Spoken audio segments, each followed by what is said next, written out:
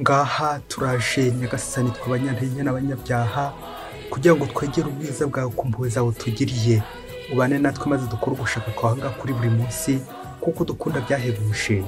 Ku izina ry'Imana Data na Mwana na Roho Mutagatifu, amen. Amahoro bana b'Imana, ni muhumure, Imana iradukunda, ije kuturengera no kuturenganura kuri wa gatatu w'icyumweru cya gatatu cya Adventi, tariki 14 Ukuboza 2022, ubwo duhimbaza mutagatifu Yohani w'umusaraba. Isomo rya mbere niyo mu gitabo cy'umuhanuzi Izayi, umutwe wa 45 umurongo wa 6, umurongo wa 8, uwa 18, uwa 21 kugeza ku 25. Nije uhoraho nta wundi ubaho, mbeshaho urumuri ngare mu mwijima, ntanga amahirwe ngateza n'amakuba. Ninjye uhoraho ukora ibyo byose. Ijuru nirutonyanye nk'ikime, ibicu bigusha ubutabera, isi nibumbuke maze umukiro usagambe, ubutabera buhere ko bumumero. Ngibi byo nge uhoraho nihangiye. Uhoraho umuremyi w'ijuru, we Mana yaremye isi akayitunganya, akayikomeza kandi ntayiremere kuba umurangara, ahubwo kugira ngo iturwe. Avuze atya: nge uhoraho nta wundi ubaho, kandi nta yindi Mana ibaho uretse jye. Koko nta yindi Mana y'ukuri kandi itanga umukiro ibaho uretse njyewe njyenyine. Ngaho nimungarukire maze mubone gukizwa, mwebwe mwese abatuye mu mpera z'isi, kuko ari njye Mana, akaba nta yindi ibaho. Njyewe ubwanjye narabirahiriye, n'ibiturutse mu kanwa kanjye ni ukuri, ijambo ryanjye ntirivuguruzwa. Icyitwa ivi cyose kizamfukamira, n'icyitwa urumuri cyose kinyirahire kiti ubutabera n'ububasha n'iby'uhoraho wenyine. Bose bazakorwa n'isoni baze bamugana, abahoze bamurwanya. Kubw'impuhwe z'uhoraho urubyaro rwose rwa Isiraheli ruzarenganurwa kandi rusabagizwe n'ibyishimo. Iryo ni ijambo ry'Imana. Zaburi 185. Ijuru niritonyanye nk'ikime, ibicu bigusha ubutabera. Ndashaka kumva icyo uhoraho Imana avuze. Aravuga iby'amahoro y'umuryango we n'abayoboke be. Koko ubuvunyi bwe buba hafi y'abamutinya, kugira ngo ikuzo rye rigume mu gihugu cyacu. Impuhwe n'ubudahemuka byarahuriranye, ubutabera n'amahoro birahoberana. Ubudahemuka buzamera busagambe ku isi, maze ubutabera buruhukira buva mu ijuru. Uhoraho bwazabaha ihirwe, maze isi yacu izarumbuka imbuto. Ubutabera buzamugenda imbere, n'intambwe ze zigaragaza inzira. Ijuru niritonyanye nk'ikime, ibicu bigusha ubutabera.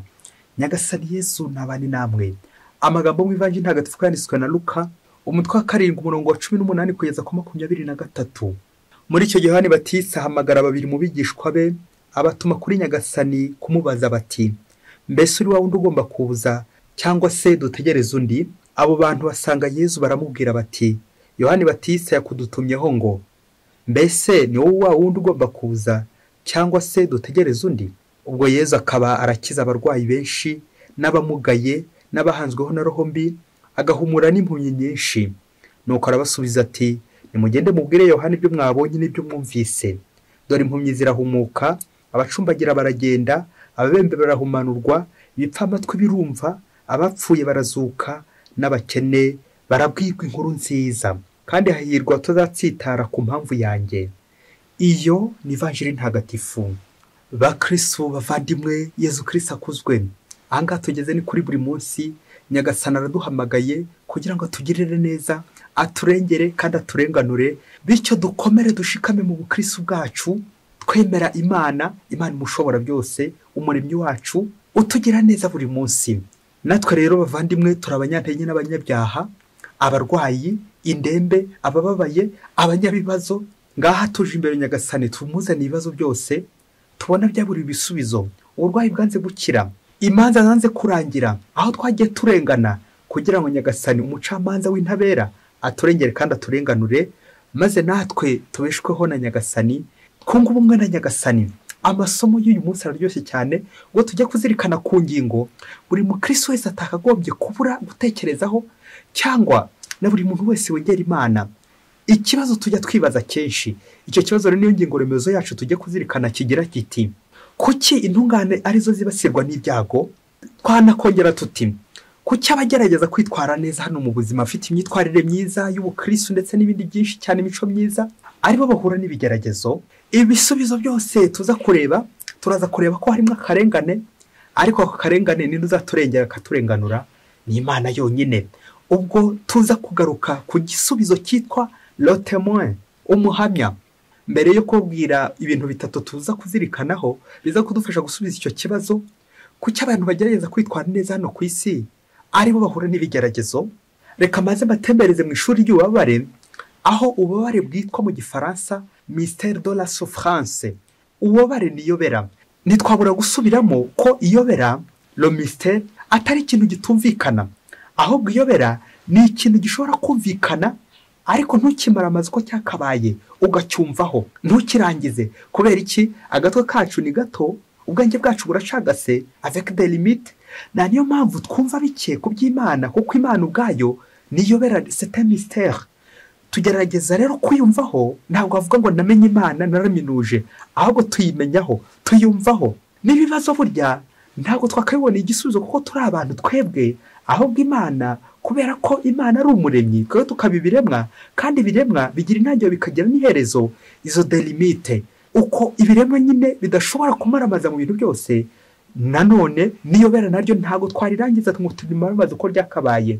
Nguko rero ko ibibazo twahura nabyo byose hano ku isi tutabibonera ibisubizo keretse Imana yonyine.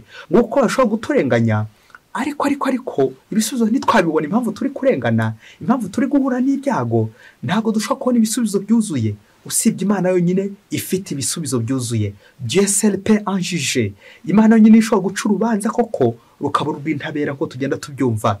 Na niyo mpamvu Kristo bavandimwe, ububabare bwacu duhura nabwo, uburwayi uhura nabwo, ibibazo byabura ibisubizo, uburwayi bwanze gukira, mu Kristo muvandimwe ujye ubyibazaho, ariko nanone wowe kubitindaho cyane ngo bikujyane kure, urushaho gushavura, utangire wivovote, utangire wivumbure, utangire ushidikanye.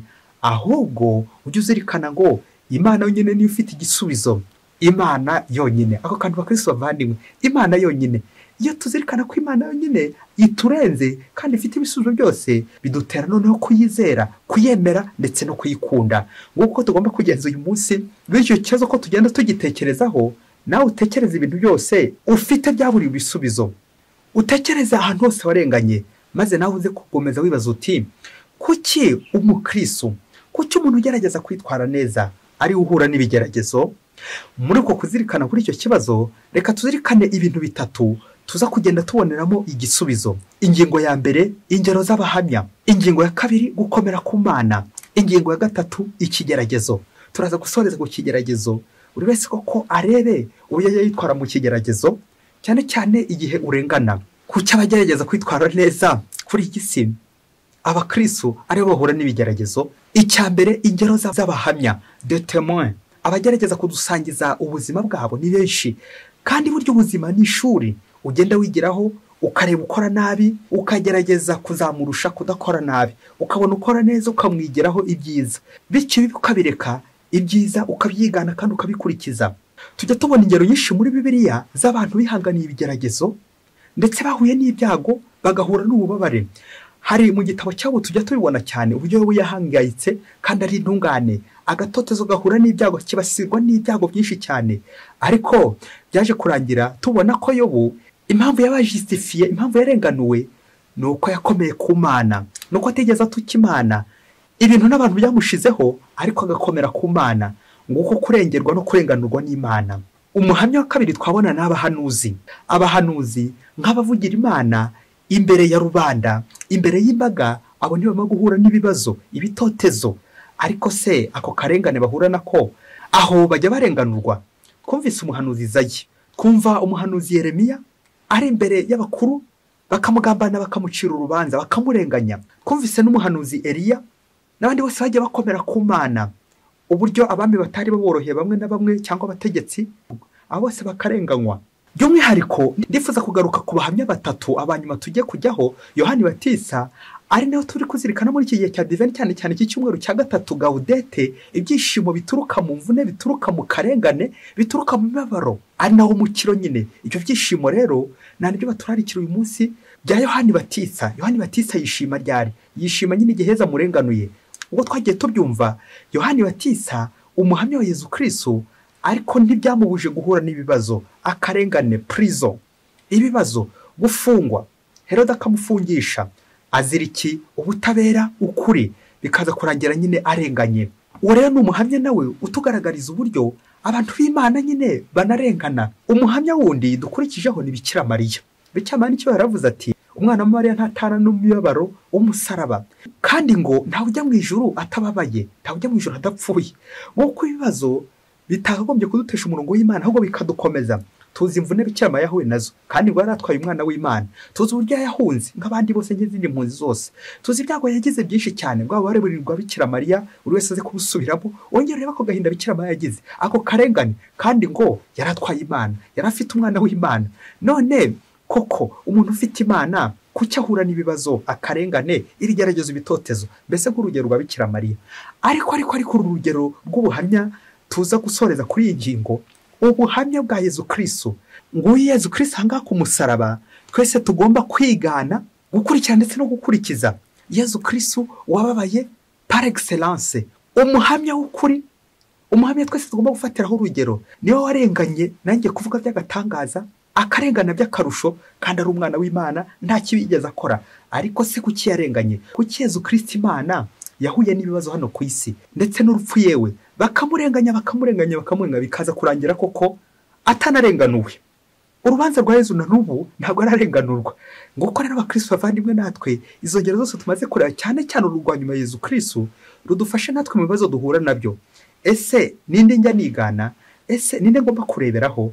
Ni Yezu Kristo ku musaraba. N'izo ngero zose twabonye, abo bahamya badahamya kuduhamiriza uburyo intwari igomba nyine guhura n'ubutwari nyine bukomeye, guhura n'ibibazo kugira ngo koko ibashe kugera aheza, ibashe gukamuka.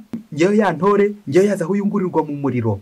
Natwe abakristo bavandimwe, ibyago, ibibazo, ibitotezo ntibikadutesha umurongo. Tujye turebera urugero kuri Yezu Kristo, wewe wababaye, le souffrant, maze dufatanye nawe, tumwigane, tugendane nawe, tubane nawe, maze dukomeze mu nzira za buri munsi. Ingingo ya kabiri, gukomera ku Mana. Niba ko tumaze kureba ingero z'abatagatifu, ingero z'abihaye Imana, ingero z'abantu bakurikiye Yezu Kristo bakamukurikiza koko, natwe rero nta mpamvu yo kudakomera kuri Nyagasani. Gukomera kuri Nyagasani cyo gisubizo kirambye, kuko iri kumwe na Nyagasani nubwo ahura n'ibyago, kababaro, akarengane, n'ubundi ni Nyagasani ugukomeza kugufasha kubitwara. Kuko n'imisaba tuba twikoreye burya ni Yezu ugaruka nanone kudufasha kuyitwara. Niba koko turi kumwe, niba ndi kumwe na Yezu Kristo nta kibazo nagira, niba mfite Yezu nta kibazo nagira, kuko ibibazo mfite Yezu aragenda abisubiza buhoro buhoro, kuko niwe ufite ububasha bwo gusubiza. Twumvise mu isomo rya mbere ikintu bita monotheisme, gukomera ku Mana. Tukazirikana muri iri somo rya mbere ko turi ibiremwa, Imana niyo muremyi, Imana iradusumba. Imbere y'ibibazo, imbere y'akarengane, Imana tujye tuzirikana ko Imana ihari. Ubwo Imana ihari ntacyo ntaba. Niba Imana induzi, ningume mu mutuzo, ningume mu mahoro. Dieu tout puissant, Dieu omniprésent, omniscient, omnipotent, Dieu maîtrise tout. Imana ishobora byose, n'ibyawe birimo n'ibyanjye birimo. Iyo wizeye icyo kintu mukristo muvandimwe, ko Imana ibyawe iri kubishobora, ko Imana ibyawe biruzi, nta kibazo akagombye kugira, nta gushidikanya akagombye kugira. Ngo kuko ibyishimo byacu bigomba guturuka nyine ko turi kumwe n'Imana. Umuntu uri kumwe n'Imana arishima. Umuntu uri mu bigerageza ariko akaba ari kumwe n'Imana, nta cyamubuza kwishima. N'ubundi akomeza agakora, akorera ku ibanga ati ndi kumwe n'Imana ntacyo naba. Twumvise umuhanuzi asoza iri somo aturarikira kwishima, kuko tuba turi kumwe n'Imana. Ubwo yagize ati kubw'impuhwe z'Uhoraho urubyaro rwose rwa Isiraheli ruzarenganurwa kandi rusabagizwa n'ibyishimo. Amen, amen, amen, amen, amen. Nk'uko tugomba kurengerwa ndetse no kurenganurwa n'Uhoraho. Burya abantu b'isi bashobora kugucira urubanza bakabana kurengera urubanza rwawe bakaruca neza, ariko niba bitari nk'Imana, niba imbere koko mutari muri kumwe n'Imana, n'ubundi ni zeru. Ikigenzi ni ukurengerwa kandi kurenganurwa n'Imana. Nguko no muri ibyo Zaburi nawe atubwiriza ubutabera bw'Imana, ubwo yagize ati ijuru niritonyenye nk'ikime, ibicu bigusha ubutabera. Amen, amen. Imana ntibogama, Imana ntibera. Ubucamanza bw'Imana n'ubutabera nyine, impuhwe n'ubudahemuka by'Imana yacu. Twumvise muri Evanjiri ya none nabwo harimo ijambo akarengane, abantu barengana, cyane cyane umuhanuzi Yohani Batisa wundi twabonye haruguru, urugero tugomba kugenderaho gukurikira uwarenganye. Yohani Batisa turi kumwumva cyane muri iki gihe cya Advent, uburyo yabayeho nabi kandi yarateguje Mesiya, integuza ya Mesiya, umuhanuzi ndetse n'umubatiza wa Mesiya. ariko se kuki ibyago bitamworoheye? Ibyago nawe ntibyigeze bimurebera izuba, nawe yaragotse arahangayika. Kuko twavuze ko Bikira Mariya utwaye Imana akanohangayika kurenza abandi, nayo Yohani Batista nawe nk'umuntu w'intungane, umuntu koko w'intabera, none niwe basuwe n'ibyago, none niwe koko we n'akarengane agiye muri prison. Azira iki? Azira ukuri, azira ubutabera, kuvugisha ukuri. Herode rero ntamurebeye izuba, amushyize muri prison. Uyu munsi turamwumva yatangiye kugira agahinda, uyu munsi turamumva yatangiye kwiheba, ngo twagiye tubyumva mu minsi yashize ndetse no ku cyumweru cyashize, ukuntu Yohani Batista ari kurengana. Ariko nk'ubundi muyahudi wese nawe yari yizeye Mesiya uzaza koko agakiza abantu, agahora abanzi ba Isiraheli. Yohani Batista rero nawe turamubona atangiye gushidikanya, nibwo atumye kuri Yezu ati genda mumumbarize muti uri wawe ugomba kuza cyangwa dutegereze undi. Nk'uko natwe abakristo bavandimwe mu bibazo mu byago turi abantu, ako umuntu akageraho agatuzaho intege za muntu, nk'uko Yohani Batista nawe bigaragara nk'aho agaragaje intege nke, ariko Yezu Kristo arahari. Yezu Kristo ari kumwe nawe, nibwo tumwumva Yezu amuha igisubizo kitari direct, ngo ndaje kugutabara, nje kuguhorera, nje gukubita Herode ngiye kumwica. Kandi Yezu Kristo ubwo bashara bufite uko Herode yashobora kumuhagarika, ariko Yezu Kristo nk'Imana ntabwo Yezu Kristo arwana, ntabwo Yezu Kristo agira nabi. Yamvuga y'Igifaransa igira iti il ne faut pas déshabiller Saint Paul pour habiller Saint Pierre, ngo nta kwambura Paulo ngo nurangiza wambike Petero. Aha, ntabwo Yezu Kristo, Herode nawe n'umwana wa Yezu, Yohani Batista nawe n'umwana wa Yezu, ntabwo Yezu Kristo abaje kurwana, ahubwo abaje kugira ngo atuvane ku isi atujyana mu ijuru, kuko hano ku isi ni mu icumberega. Umuntu nakurenganya hano ku isi uzajya umusubiza muti turi mu icumbi, turi abagenzi twese, amaherezo twese tuzapfa. Herode nakurenganya, umutegetsi ukomeye nakurenganya, uzajya uvuga uti turi mu icumbi, ibi byose bizashira, nyamara Imana ntizashira. Imana yonyine, ako kantu bakristo bavandimwe, Dieu seul suffit. Imana yonyine nibihagije, ibyo nyine birahagije. Iki gisubizo cya Yezu nacyo gibumbiye muri ya ngingo yacu yitwa le mystère de la souffrance, ububabare bukiza, ingengabihe cyangwa umushinga w'ubuzima, umushinga w'umukiro uhiniye cyane mu kubabara. Le mystère de la souffrance, burya umuntu wababaye nani ushobora kubabarira nyine.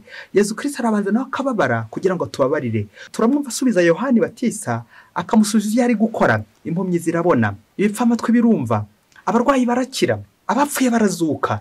Ngiki cyazanye Yezu Kristo, ariko ataje kubakiza hano ku isi gusa, ahubwo agira ngo abakize mu ijuru. Yohani Batista rero nk'intwari, Yezu Kristo akamukiza agira gute? Amugorora ingororano y'ijuru. Nguko Yezu Kristo ataje guturenganura hano ku isi gusa, ahubwo no mu ijuru. Nkuko bigaragaje Yohani Batista, abenshi twavuga duti Yezu yaramutereranye. Yezu ntiyibutse neza Yohani Batista yamugiriye, ukuntu yamuteguje, ukuntu yamubatije, ukuntu yamuhanuye. Ngo Yezu Kristo ibyo ntiyabirebye. Nguko natwe abakristo bavandimwe tugeze mu byago, dutangira dutakamba duti Yezu ntureba ukuntu nabaye mukateshitse, ntureba ukuntu ndi umuyobozi w'umuryango remezo, ntureba ukuntu nyobora paruwase, ntureba ukuntu ndi padiri, ntureba ukuntu wihaye Imana, ntureba ukuntu ndera abana b'imfubyi, ntureba ukuntu ibikorwa by'urukundo nkora. Ariko se Yezu Kristo guki ko utagirira ibyo nkora ngo ndenganure?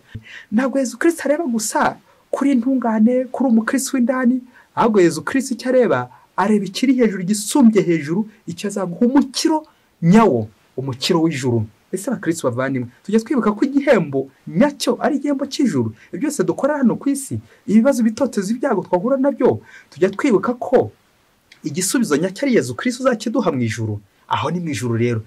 Uwo Yohani Batista ntihaciye kabiri batamuciye umutwe, kaza kurangira Yohani Batista arenganya hano ku isi, ariko mu ijuru akarenganurwa, akarengerwa nande na Yezu Kristo. Nguko Yohani Batista ari umuhamya, wa muhamya twahereyeho, umuhamya wa Yezu Kristo, témoin, ugomba gusangira na Kristo wabarebwe, akamwigana imvugo n'ingiro. Kugira ngo ukomere, ugomba kubanza gukomereka. Ngako karengane, ngo Yohani Batista, ngo Yezu Kristo twese twigana imvugo ndetse n'ingiro Yezu Kristo watubanjirije. Rero intwari ya Yezu Kristo, inshuti ya Yezu Kristo, bagomba gusangira ubabare. Reka tujye ku ngingo ya nyuma yitwa ikigeragezo. Ese mu Kristo muvandimwe, nturahura n'ibigeragezo, ibyago bigakwibasira neza, ukajya ubaza uti Nyagasani turacyari kumwe? Ese Yezu niba tukiri kumwe nta kimenyetso wamba? Nguko gushidikanya ari nabyo twumvise muri Ivanjiri. Yohani Batista nawe ari gushidikanya, nk'umuntu w'Imana, umukristo nawe ugeze ahaga, mu Kristo ntawe bitabaho gushidikanya. Ariko se nunashidikanya ujye uzirikana ngo Yezu Kristo turacyari kumwe. Niba ndi kumwe na Yezu Kristo njye nzirikana ngo ntacyo naba. Ako kantu bakristo bavandimwe, kuba kumwe n'Imana, kubana na Yezu Kristo mu kababaro mu gahinda. Kuki intungane arizo zihura n'ibyago? Kuki abagerageza kwitwara neza ari bahura n'ibibazo? Umunsi umwe hirya kure cyane muri Afurika, urugo rwitwaraga neza ari abakristo b'intangarugero, ngo yari afite abakobwa 5 bose. Ngo abakobwa 5 nabo bagerageza kwitwara neza nyine nk'umubyeyi wabo, bakitwara neza nabo bagasenga ari intangarugero.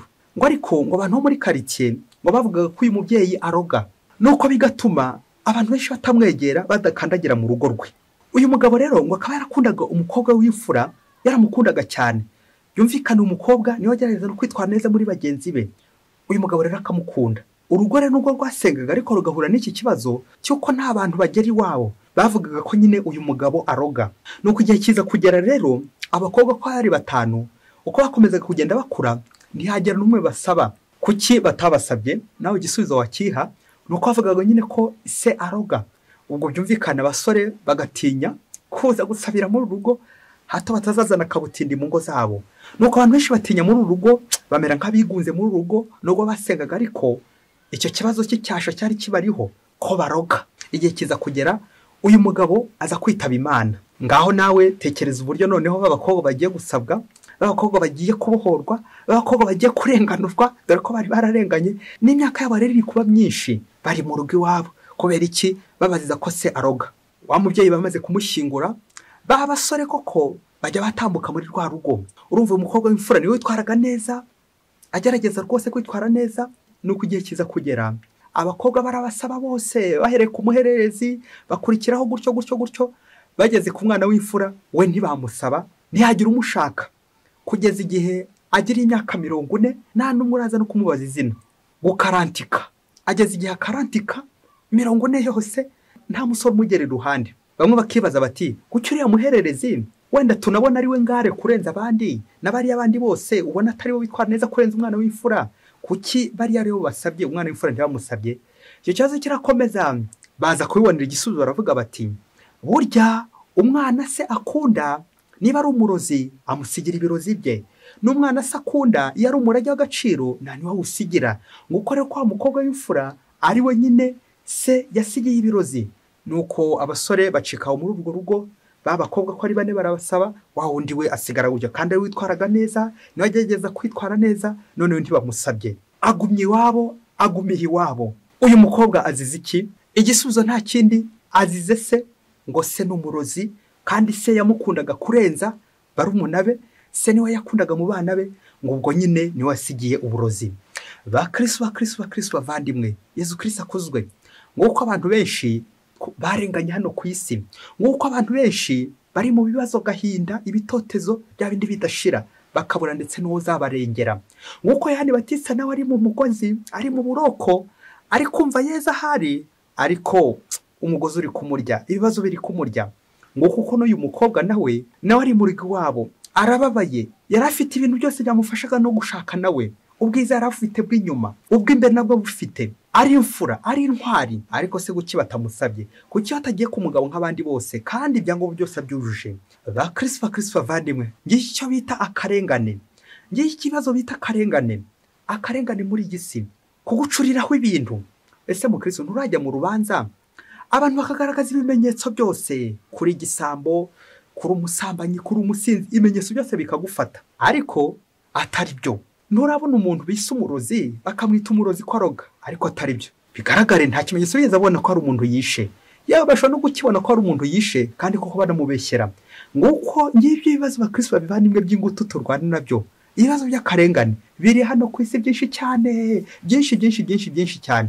Ariko reka mbyibutse urugero tugomba kureberaho, ni Yezu Kristo. Urugero rwose tugomba kurebera, umuntu warenganya akarengana, akongera akarengana, bakamuciraho, yewe bikageza naho bamwica, kubambuka ku musaraba, kandi ari intungane arengana. Nguko natwe abakristo bavandimwe tujye twibaza ibibazo duhura nabyo. Wenda wanasanga n'uyu musaza atararogaga, kuki se batanamubeshyera nabyo? Ikindi twagombye kuzirikana, kwirinda gucira abandi imanza. ngo uyu nguyu yararoga we, uyu nguyu yarasambana we, uyu nguyu ni igisambo we. Aha, wasanga se uri kumubeshyera mu Kristo umuvandimwe. Umunsi wasanze uyu muntu uri kumubeshyera, uzabigenza ute? Uzakwirwa he? Uyu mukobwa udashaka kubera uburozi bashinja se ndetse n'abakaza kumushinja, agatwerekeza ko dufite ibibazo byinshi muri iyi si ariko byaburiye ibisubizo. Ese kuba dufite ibibazo byaburiye ibisubizo ni ngombwa gucika ku Mana? Ni ngombwa gutongera gusenga? Ni ngombwa kudohoka? Ni ngombwa kujya kure y'Imana? Oya, ahubwo ni umwanya mwiza wo gupfukama tugasenga, kuko mu butwari nk'ubwo ngubwo Imana nayo iratambuka igahatangira ubuhamya bw'intwari. Intwari yandi ikomereka kugira ngo ikomere, nguko tugomba gukomereka tukiri hano ku isi kugira ngo mu ijuru tuzakomere. Umunsi dufite urugero rwiza rwa mutagatifu Yohani w'umusaraba. Yohani w'umusaraba yo mu kinyejana cya 16 batubwira ko yafatanyije na Tereza wa Vila kuvugurura Karumeli. Padiri Yohani w'umusaraba ngo yari afite imyaka 25 mu gihe Tereza afite 52. Ngo ariko ibyo ntibyabuje gufatikanya, coopération dans le bien, gufatikanya kugira ngo bavugurure umuryango bityo barusha kunogera Imana. Ubuhamya Tereza wa Vila ngo mutangaho ngo kubera ko yamukunze nk'umuntu bafatikanyije, ngo mutangaho ubuhamya bwiza avuga ati Yohani w'umusaraba nubwo ari mugufi byumvikana imbere y'abantu ariko ni muremure imbere y'Imana. Amen, amen, amen. Kuba mugufi hano ku isi ariko imbere y'Imana ndi muremure, ngo ko abakristo bavandimwe natwe tugomba kujya dukemura ibibazo byacu. Imana iratureba nubwo hano ku isi twamera nk'abantu bandavuye, tukamera nk'abantu bakojejwe isoni, tukamera nk'abantu bibasiwe n'ibyago n'ibitotezo, ariko imbere y'Imana dutunganye. Nguko uko Nyagasani yifuza kugumana natwe mu buzima bwa buri munsi, ibibazo, ibyago, akarengane, tukazirikana ko ibyinshi hari bishobora gukemukira hano ku isi ariko hari n'ibitazakemukira hano ku isi. Imana yonyine, bakristo bavandimwe ko kantu, Imana yonyine nizo ukuntu bizarangira, nizo ukuntu bizamera. Niba Imana izi ukuntu bizarangira, reka babishyiramo amizero yanjye. Naho ubundi akarengane, ibibazo, ibitotezo twebwe biraturenze. Icy'ingenzi ni ukwizirika ku Mana n'umutima wacu wose. Dieu seul suffit. Imana yonyine nizandengera kandi nizandenganura. Yohani w'umusaraba mutagatifu udusabire. Nyagasani Yesu nabane namwe, ushobora byose abaho umugisha. Imana Data na Mwana na Roho Mutagatifu. Amen. Padiri Masumuko Ladislas wa Diocese ya Cyangugu.